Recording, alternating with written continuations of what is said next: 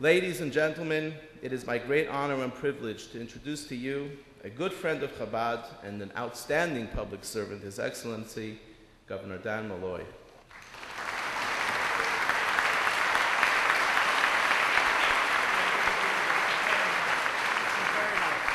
Thank you, please. What a great honor it is to have you all here today in the Senate chambers. As I look around, I can see you're clearly not sitting, with one exception, around behind the signs that represent who you are. And in some cases, I want to say I like you substantially more. So it's great to be with you. Actually, I see that President Pro Tem is here. Don Williams, I want to acknowledge him.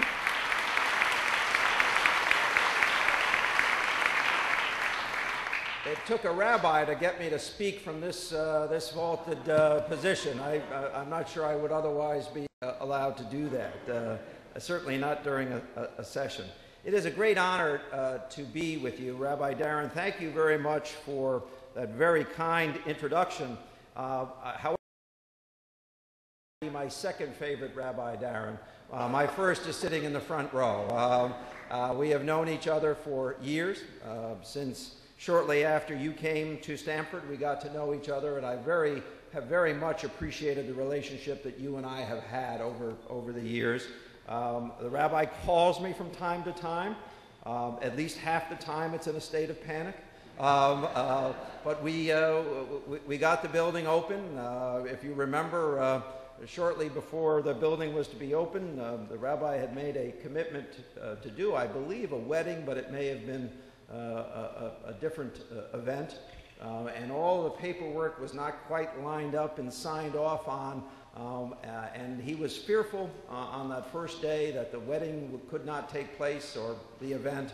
But we came through. We bar mitzvah, and we made arrangements to have the fire department there, and the bar mitzvah went forward. So it's great to be with you. I also have to say that my Rabbi Darren from Stanford was very instrumental in making sure that Stanford became an even more inclusive place than it had heretofore or theretofore been. Two things that stand out in my mind.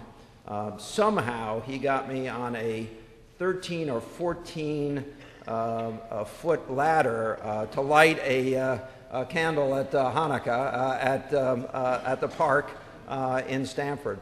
But perhaps the greatest honor my Rabbi Darren bestowed upon me was to invite me back to the house in which I had been raised to participate in the completion of the Torah on a table set up on the lawn in which I had played as a child for many years, and then, of course, to participate in the transference of that Torah as well.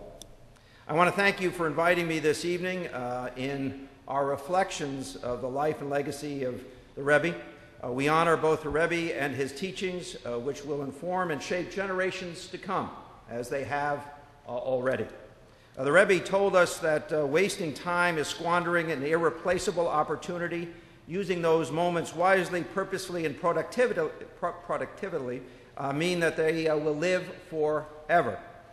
In that spirit, that I commend the Shabbat for the good works that you do, particularly for our young people, for the citizens of the state of Connecticut, and particularly the mission that you have outlined for yourself at the number of campuses in which you are currently working in the state of Connecticut, making those educational campuses even stronger for the outside of the traditional classroom.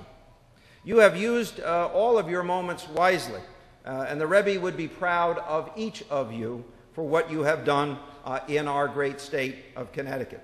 You have helped build and shape our communities, and you honor the Rebbe in your work and in your words and in the great work that you carry out. I want to thank you for all that you do for Connecticut. On this occasion, I was also proud to bring a proclamation. And in the words of the proclamation, we give honor to the Rebbe for all of his work in the 18 years since his passing. Might I note that I worked in Brooklyn as a prosecutor during a period of time in which the Rebbe was also present. And those were wonderful days in which we could see a spiritual leader literally shape a community for generations to come.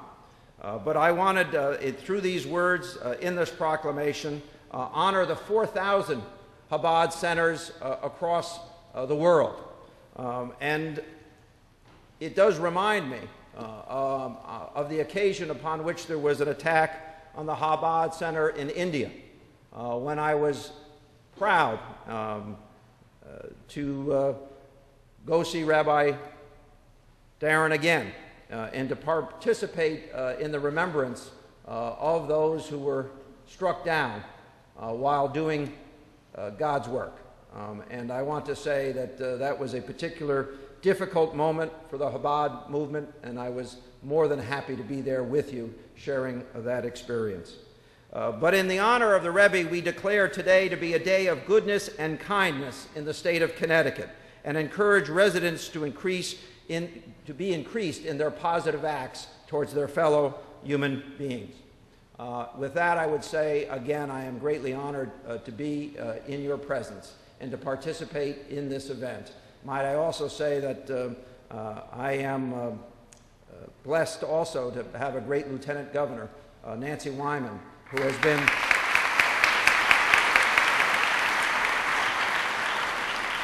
been a great friend of the Chabad movement as well in our community. Now, Nancy, I have to tell you this, of the power of persuasion of the Chabad movement. Now, Nancy was committed to be at this event when it appeared that I could not be here because of a scheduling conflict, and she was more than happy to be here. But then, of course, my friend Rabbi Darren and a number of my friends, the rabbis who've been introduced around the chamber, started calling and letting me know how important it was to have the governor present. And Nancy is such a good friend that she's also present even though I'm here, which I think is a testament how much we get along.